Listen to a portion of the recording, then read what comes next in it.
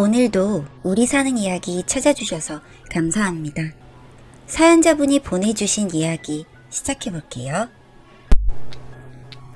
안녕하세요. 저는 20살이라는 어린 나이에 불같은 사랑을 했습니다. 서툴지만 그 사람만 보면서 푹 빠져들어 사랑을 했죠. 그런 불같은 사랑의 결실은 임신이라는 현실로 닥쳐오게 되었습니다. 네, 어른들이 보시면 정말 말도 안 되는 짓을 저지른 거죠. 당장의 남편도 저도 20대 초반 어린 나이에 겁부터 먹었습니다. 다행히도 남편은 같이 해결해 보자며 제 손을 잡아주었고 저도 그를 믿었습니다. 저희 부모님은 당연히 난리가 났지만 남편과 저 같이 무릎 꿇고 빌었어요. 결국 자식 이기는 부모가 없다는 말이 제 눈에도 증명이 되는 순간이었죠. 그렇게 허락을 받은 뒤 처음으로 시댁에 인사를 갔습니다. 따가운 눈총과 사람 취급을 못 받을 것 같았던 저는 많이 겁을 먹었지만 시부모님과 아주버님 부부는 저를 따뜻하게 맞이해 주셨습니다. 어린 나이에 고생이 많았다며 앞으로 잘 부탁한다면서 말이에요. 저는 어린 나이에 저를 혼내기보다 보듬어 주려고 하는 시댁분들이 너무나 좋았고 감사했습니다. 다 같이 모인 식사 자리가 시작되었고 입덧은 없는지 제 걱정을 가장 먼저 해주시던 시부모님이 너무나 감사했어요. 이런저런 이야기를 나누다가 식사 자리가 끝나고 다과 자리가 시작되었습니다. 걱정했던 사관과는 달리 저를 편하게 해주시는 시댁 식구들 덕에 즐거운 시간이라 생각하려던 찰나 결혼이라는 큰 일을 앞둔 터라 진지한 이야기가 시작되었어요. 그래도 시부모님은 집을 해달라고 한다면 해줄 순 있지만 둘이서 생활비며 아이를 키울 수 있겠냐는 현실적인 문제를 이야기하셨고 저 또한 가장 막막한 부분 중에 하나였기에 사실대로 막막한 부분이라고 말씀드렸습니다. 시부모님은 사실 우리도 많이 생각을 해봤지만 아직 대학생인 너희가 아이를 키우는 것이 가능한지가 제일 걱정이라고 하시면서 조심스럽게 말씀하셨죠. 그리고는 저에게 정말 충격적인 이야기를 시작하셨습니다. 사실 형님네가 불임 부부인데 너희들은 아이를 키우기에는 아직 어리고 준비도 된 것이 없으니 아이를 위해서라도 형님네로 입양을 보내는 것이 어떻겠냐며 생각을 해보라고 하시는 겁니다. 저는 이야기를 듣고 자리를 박차고 나왔습니다. 정말 말도 안 되는 이야기를 왜 하시는 건지 너무 속이 상하더군요. 그래서 나에게 친절하게 대하신 건가 하는 생각도 들었고요. 남편은 쫓아와서 못 들은 걸로 하라며 부모님도 답답하시고 우리를 걱정하는 마음에서 나온 이야기다 라며 저를 위로했습니다. 하지만 저는 그 순간 너무 힘들었기에 화해하지 못하고 헤어져 혼자 깊은 고민에 빠졌어요. 솔직히 현실적으로 생각을 해보니 시어머님 말씀은 틀린 것이 없었으니까요. 형님네는 확실히 우리 아이를 이쁘게 잘 키워줄 것 같았거든요. 저와 함께 한다면 고생길이 훤한 길을 억지로 데려가는 게 아닐까. 부모로서 자기 자식이 잘 되는 길을 억지로 막는 것은 아닐까. 혼자서 엄청난 고민의 늪에서 빠져나가지 못하고 있을 때 형님으로부터 차 한잔하자는 연락을 받았습니다. 그렇게 약속 장소로 나갔습니다. 형님을 만나 인사를 했습니다. 형님은 저보다 안색이 좋지 않으셨어요.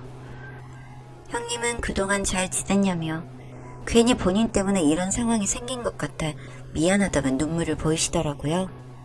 그러더니 제 손을 꼭 잡으시고 말씀하셨습니다. 내가 하면 안 되는 부탁인 것도 알고 있고 내가 말을 함으로써 동서가 얼마나 힘들지 짐작이 간다며 내가 아이를 너무나 원하는데 그게 마음처럼 되지 않는다며 하지만 지금 동서에게 너무나 빨리 찾아온 천사를 보살펴 주겠다고 하시더군요. 정말 그 약속은 꼭 지킬 거고 남부럽지 않게 잘 키울 수 있다고요. 동서가 힘들어한 만큼 잘 키워내겠다며 제 앞에서 무릎까지 꿇으셨습니다. 저는 현실의 무게에서 고민하고 있던 동안 형님도 많은 고민을 하셨다는 게 느껴졌고 어린 나이에도 저런 엄마라면 분명 아이는 훌륭한 아이가 될 것 같았습니다. 그리고 무릎까지 꿇으시는 형님을 보면서 정말 진실이 느껴졌어요. 그래도 제 이야기를 시작했습니다. 형님과의 이야기로 마음의 준비도 안 되고 경제적 준비도 되지 않는 나라는 사람이 진정으로 좋은 엄마가 될 수 있을까? 라는 생각에 끊임없는 고민을 하게 되었다고요. 형님은 저에게 내가 이런 마음을 가졌지만 동서의 선택도 물론 존중한다며 이런 부담을 주게 되어 미안하다고, 동서가 어떤 선택을 해도 인생 선배로서 같은 여자로서 응원하겠다고 제 손을 잡고 살짝 미소 지어 주셨습니다. 그렇게 머릿속은 고민을 하고 자괴감으로 빠지려던 순간 집 앞에서 기다리고 있던 남편을 만났고, 남편은 제 상한 얼굴을 보더니 미안하다며 그런 소리를 듣기엔 내 잘못이라며 자기가 지금부터 막노동이라도 하겠다며 제 앞에서 사과를 해왔습니다. 그렇게 남편의 말을 듣고 현실적인 무게에 더 생각을 하며 남편과 이야기를 했습니다. 우리는 아직 부모가 될 준비가 덜 된 것 같다고.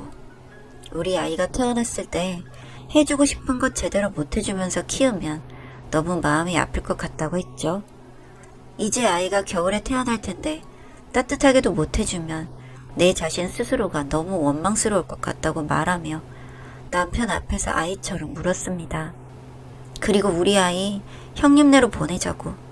이런 내가 너무나 믿고 싫지만 내가 부족해서 그 부족함을 아이에게 느끼게 하고 싶지 않다고 남편을 설득했습니다. 남편도 현실의 무게가 무거웠는지 결국 제 이야기를 들어주더군요. 저희는 그렇게 아이를 낳고 아이를 보냈습니다. 그렇게 저희는 부족하지만 서로가 서로를 위하고 잘못된 점은 반성하고 고쳐가면서 어른이 되어가고 있었고, 가끔 형님네가 데려오는 조카를 마음속으로 사죄하며 커가는 모습을 바라보았습니다. 다행히도 1년에 서너 번씩은 모습을 보기도 하고 항상 좋은 옷을 입고 최고급 음식을 먹고 그 계열사에 맞는 장난감들, 남부럽지 않게 지내는 모습을 보며 안도했고, 한편으로는 나도 꼭 저런 부모가 되어야지 생각하며 남편과 열심히 살았습니다.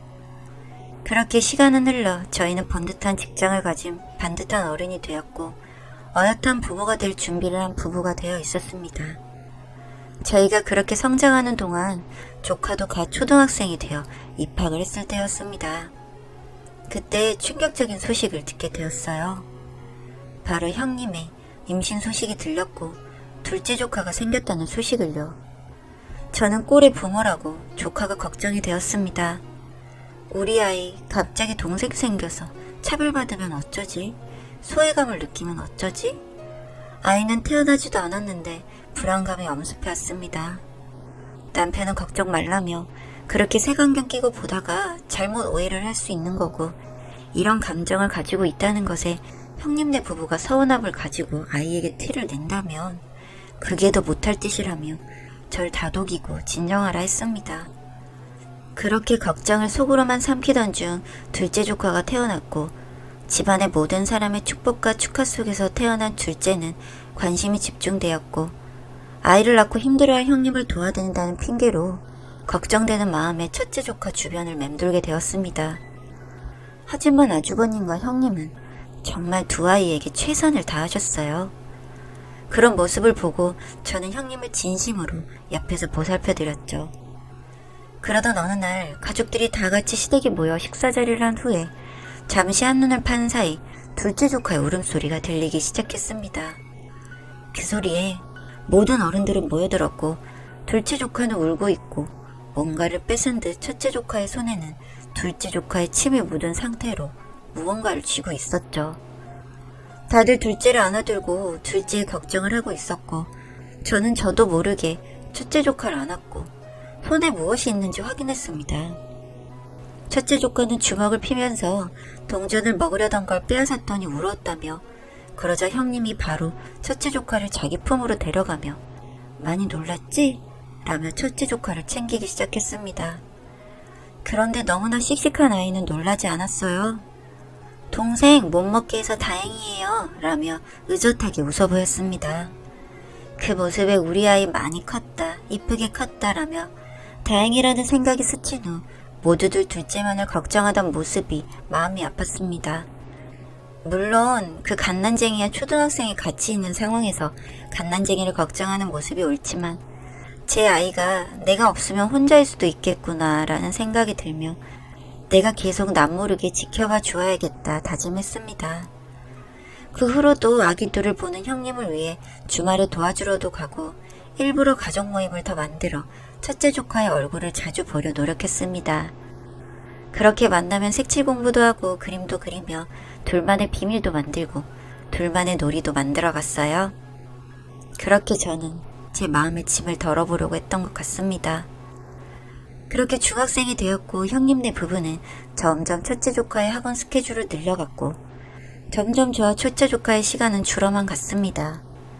그러던 어느 날 첫째 조카는 공부에 압박이 심해져 오고 본인도 답답했는지 학원을 줄여달라 아니면 게임을 하게 해달라며 반항을 하기 시작했어요.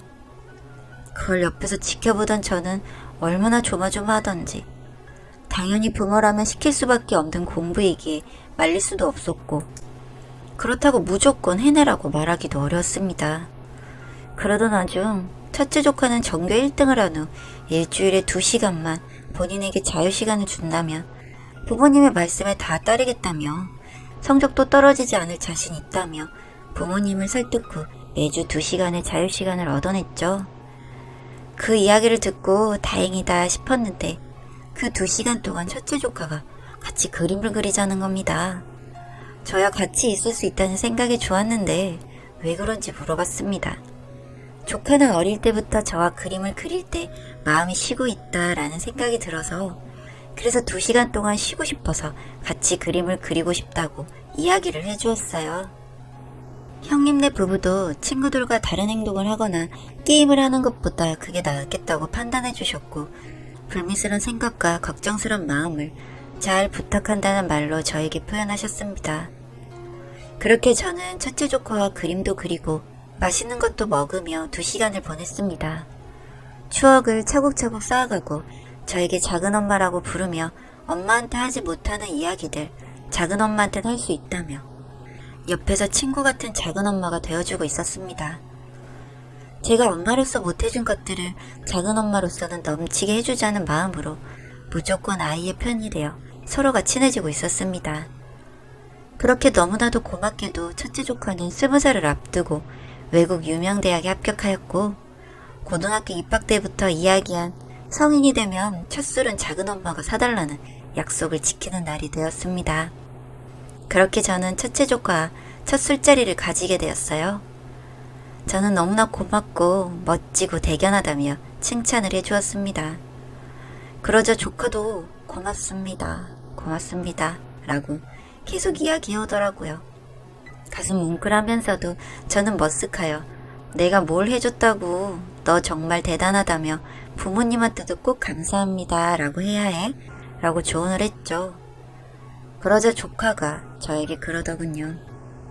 낳아주셔서 감사합니다 라고요. 저는 너무 당황했고 아무 말도 하지 못했습니다.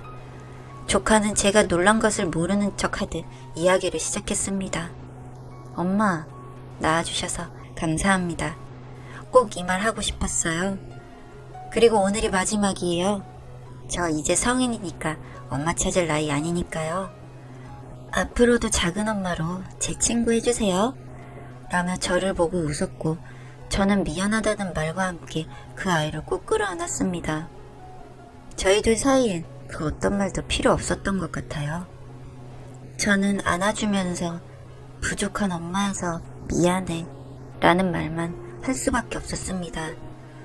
그 자리를 마지막으로 첫째 조카는 유학을 떠났고 한국에 들어와서도 전과 다를 것 없는 모습을 보여주며 진짜 작은 엄마와 조카 사이가 되었습니다. 아무에게도 말할 수 없던 이야기를 해보고 싶었습니다. 지 자식 주고 저렇게 사는 미친년도 있구나 하실 수도 있겠지만 인생은 선택의 연속이잖아요. 절대 가벼이 한 선택은 아니었습니다만 앞으로도 제게 또 한 번 이러한 중대한 문제를 선택해야 할 순간이 온다면 그땐 다른 선택을 해보고 싶습니다. 여기까지 읽어주셔서 감사합니다.